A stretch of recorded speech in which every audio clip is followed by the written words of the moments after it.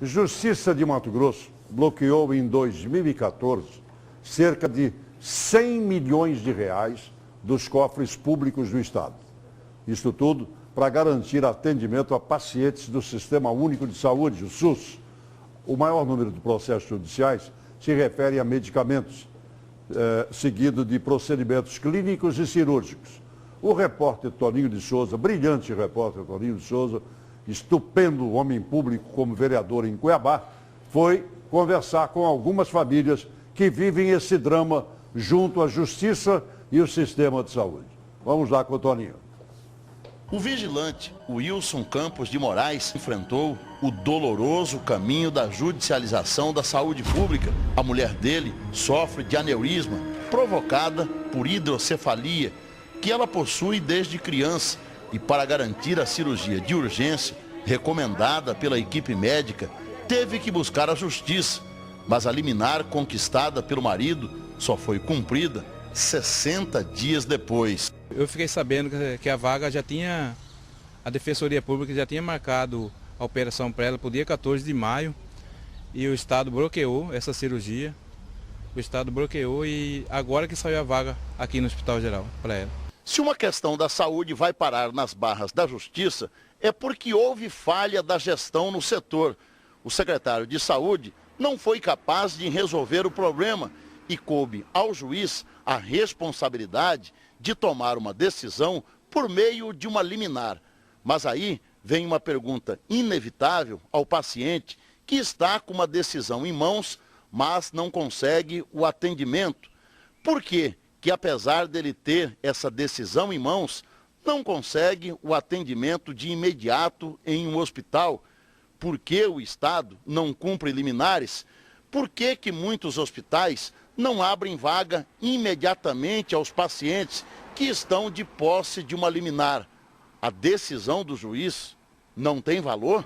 O advogado que representa o Sindicato dos Hospitais alega que os estabelecimentos nem sempre têm a estrutura suficiente para atender os pacientes, médicos especializados, leitos e capacidade de atendimento.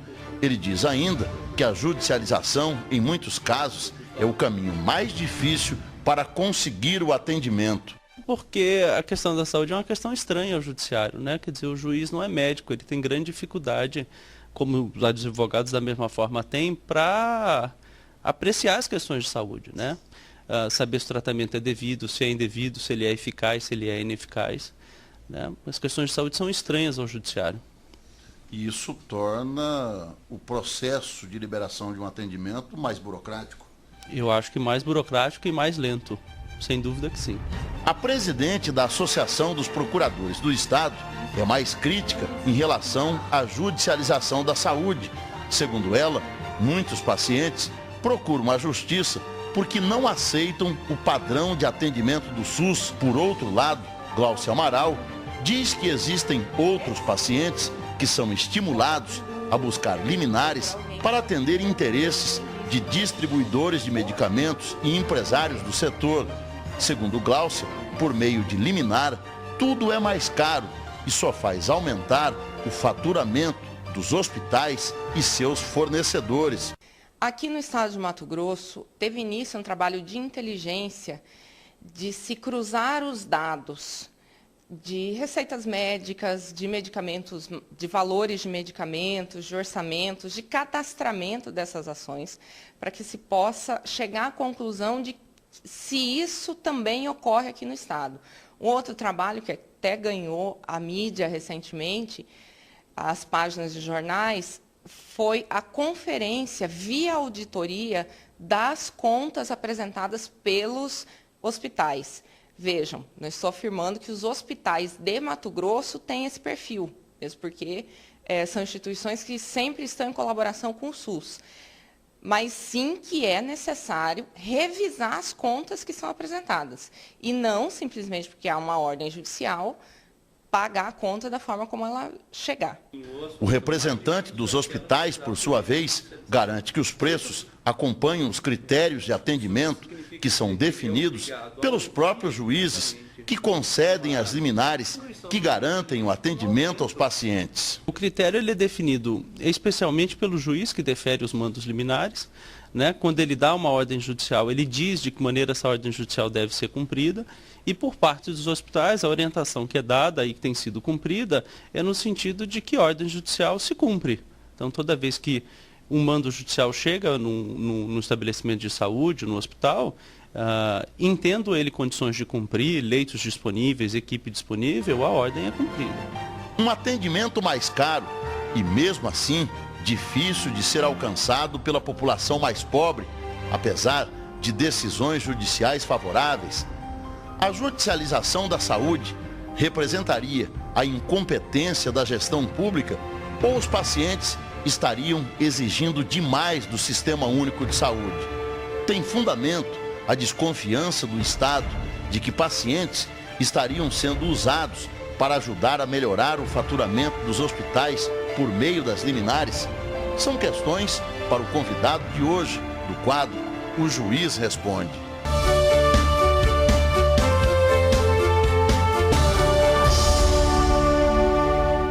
Muito obrigado ao companheiro Toninho de Souza pela matéria.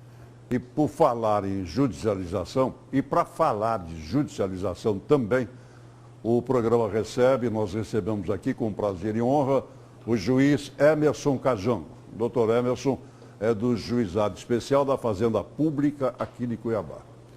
Magistrado, bom dia, muito obrigado por estar aqui. Bom dia, Edivaldo. Sempre um prazer estar aqui nesse seu programa, né? Estou muito satisfeito e também um bom dia a todos aqueles que estão nos assistindo. Perfeito. Magistrado, nós temos uma média, né? E é bom dizer também que não é exclusividade de Cuiabá, de Várzea Grande ou do Mato Grosso. Mas nós temos uma média de 1.000 processos que tramitam ou nos juizados especiais, ou em primeira instância, ou até no nosso tribunal, com relação à garantia de atendimento pelo Sistema Único de Saúde. O que é que pega nisso? O que é que priva, às vezes, o cidadão comum desse direito constitucional, porque é um direito que a Constituição nos dá. O que é que pega nisso? Edivaldo, esses 1.000 processos, são 1.000 processos mês no estado de Mato Grosso. Uhum. Isso é uma média de 1.000 processos. E isso não é um problema só de Mato Grosso. Esse problema ele é vivenciado por todo o nosso Brasil. Para você ter uma ideia, se você pegar São Paulo, o estado de São Paulo, no ano passado foram gastos cerca de 500 milhões em bloqueios judiciais com saúde. E a previsão para 2015 é chegar a casa dos 700 milhões. Então, isso são vários processos que chegam ao judiciário, né? A média de 1.000 processos mês em todo o nosso estado. E para garantir um direito, como você mesmo disse, e é sabedor, é um direito que constitucional. A Constituição fala que a saúde é um direito de todos e dever do Estado. E inteiramente gratuito. Não se cobra por isso. O acesso é universal.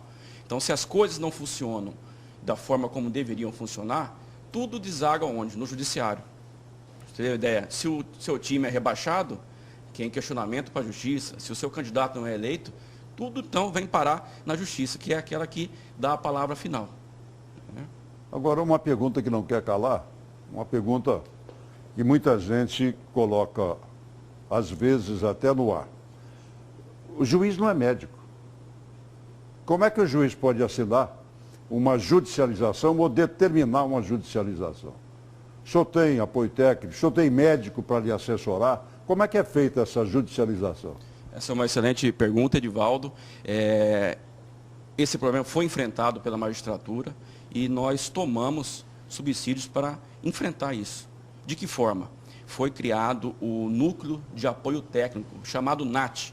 Então, cada tribunal ele tem esse núcleo e ele é composto por médicos e por farmacêuticos. Aqui, no Tribunal de Justiça do Estado do Mato Grosso, nós temos esse NAT, e onde nós temos 10 médicos e mais 2 farmacêuticos e mais 2 auxiliares técnicos, para quê?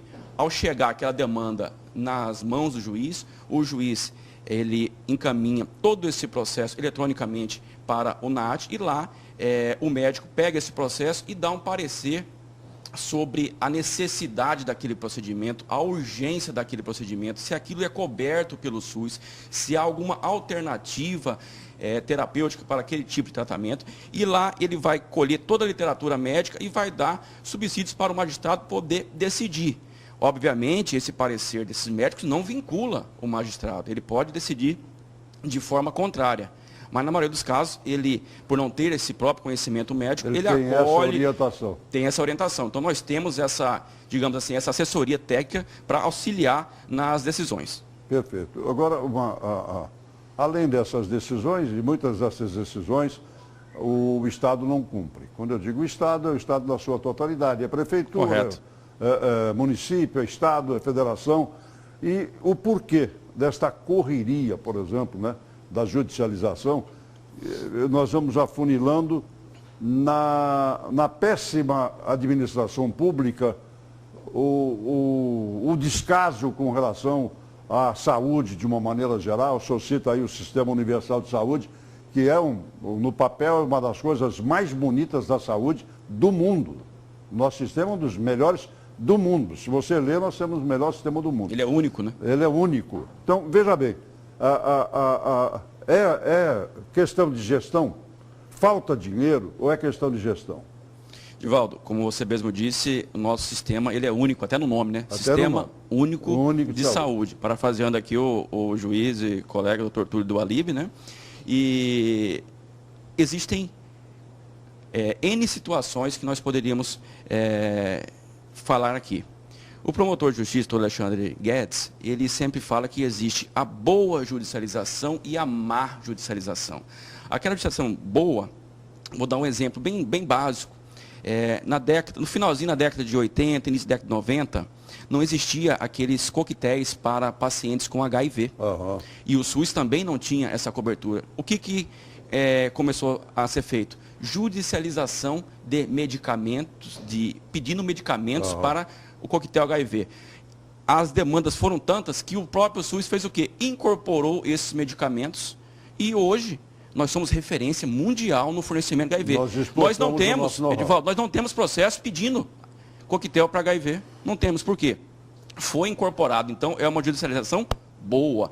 Agora nós temos aquela má judicialização. Essa má judicialização, ela se refere ao quê? À inoperância administrativa, né? Além de outros elementos. É fato público e notório que nós tivemos aí cerca de 2 toneladas de medicamentos vencidos em Várzea Grande. Perfeito.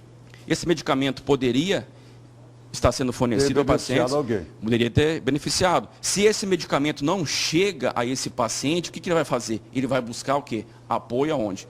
Na judicialização. Na judicialização. Essa é o quê? É uma má judicialização, porque o remédio foi comprado, foi adquirido, mas não chegou ao paciente, né? E eu paguei por isso, você pagou por isso, todos que estão assistindo pagou, porque é público. Então essa é uma má judicialização, que vai desde a falta de administração. Também nós temos aí recentemente, como disse a doutora Gláucia, e foi noticiado em cadeia nacional pelo Fantástico, né? Aqueles esquemas envolvendo próteses, medicamentos. Então tudo isso é pesado na hora de se judicializar uma demanda. Perfeito. E dentro desses descaminhos que a gente encontra, doutor Cajango, nós encontramos o seguinte: um procedimento SUS de R$ 3.500, R$ 4.000, ser cobrado por hospitais aqui no estado até 180, 200 mil reais. O que é isso? O que é que a justiça pode definir? Isso é roubo, descaso com o dinheiro público? De que forma a gente pode admitir isso? Edivaldo, essa é uma questão bem delicada, nós temos várias auditorias para se apurar. Sim. E isso já foi levado aos órgãos de controle. Nós já temos também inquéritos policiais abertos para fazer a apuração dessas irregularidades. E se for realmente constatado isso, os culpados serão punidos na forma da lei. Isso acontece? Acontece, né? Mas sempre nós temos que ressaltar que o judiciário, ele intima o Estado como um todo, né, para cumprir a liminar, para cumprir a sentença. Oportuniza-se ao Estado o cumprimento. Agora, se ele não cumpre, o paciente ele não pode sofrer. Não é ele o culpado. né?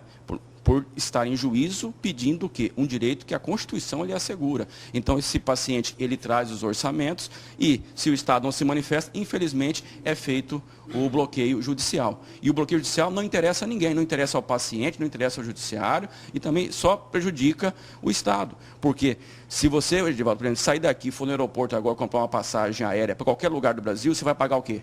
Um preço absurdo. Se você comprar antecipadamente, você vai pagar o quê? Mais barato? Mais barato. E muita gente não sabe, mas os laboratórios, Edivaldo, eles têm um preço máximo de venda ao governo.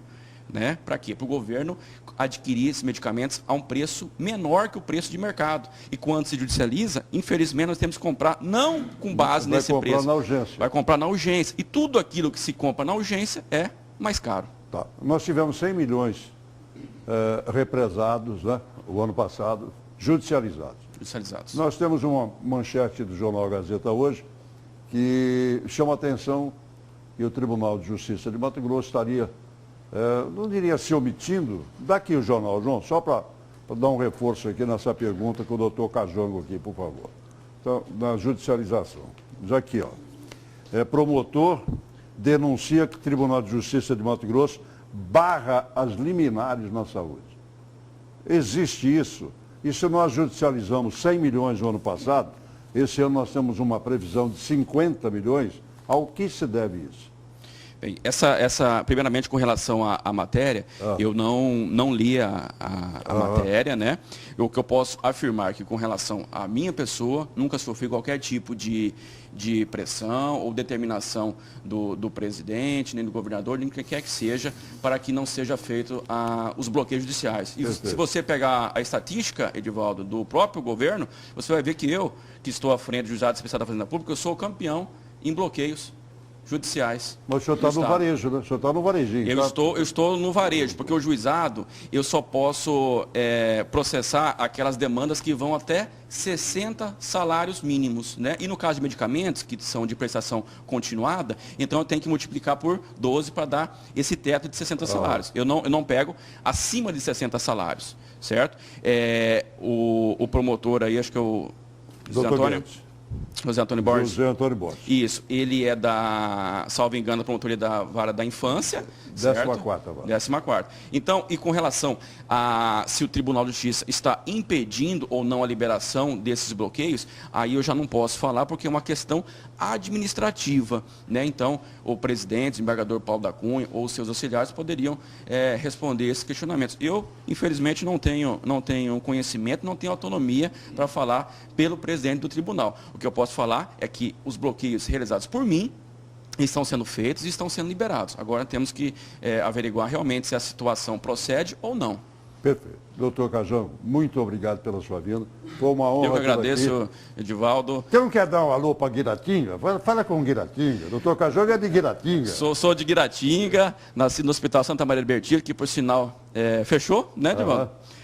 Compraram e fechado. Compraram e fechado. Também que já foi referência em saúde que hoje vive uma situação muito crítica, né? Um abraço aqui a todo mundo muito obrigado. Lá de Guiratinga e um abraço também carinhoso à minha mãe, que não perde um programa seu, Dona Maísa, lá do Costa Verde. Dona Maísa, um abraço mais uma vez. Obrigado, foi uma honra tê-la aqui. Eu agradeço.